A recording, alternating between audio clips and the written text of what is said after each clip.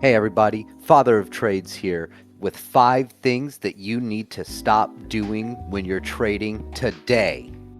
Number 1, entering without confirmation.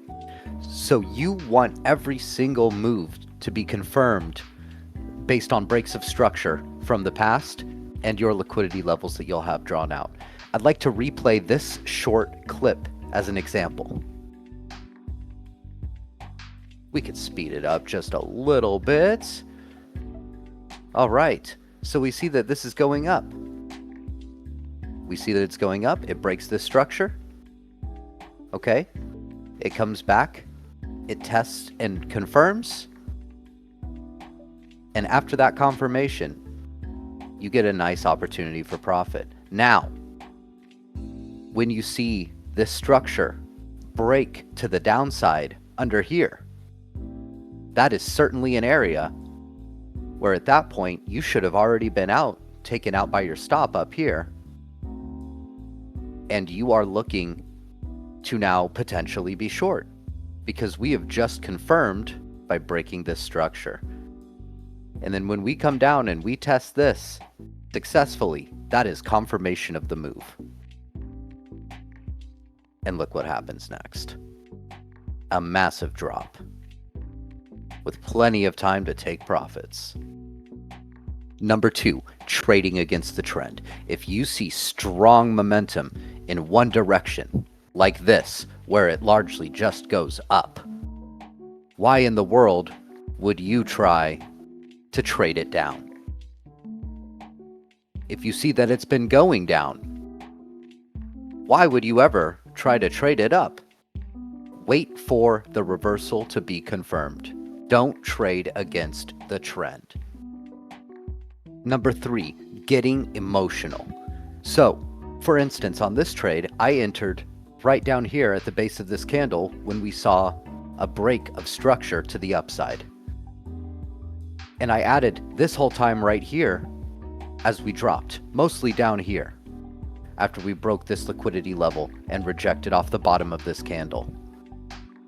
Now, if I was emotional, I would have just been absolutely stopped out of a really, really good swing right here. I would have seen things turn a little bit red for a second, and that might have made me panic. However, if you have a thesis and you need to see it play out, make sure that you're positioned appropriately, and that is going to help you stay calm during trades. Number 4, over leveraging. Now, it doesn't matter if this is done through leverage on futures at a prop firm, if it's done through options, or if it's done through some other instrument like warrants. You do not want to be heavily levered going into speculative trades. Leverage is there to increase buying power, of course. However, it also makes any kind of drawdown on liquidity much more drastic. So let's say that you bought up here and you have low leverage in a small position. Well, this drop, it could stop you out.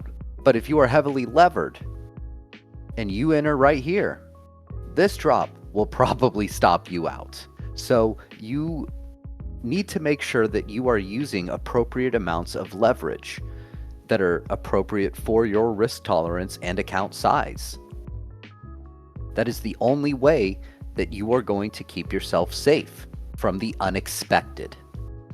And last but not least, number 5, over positioning.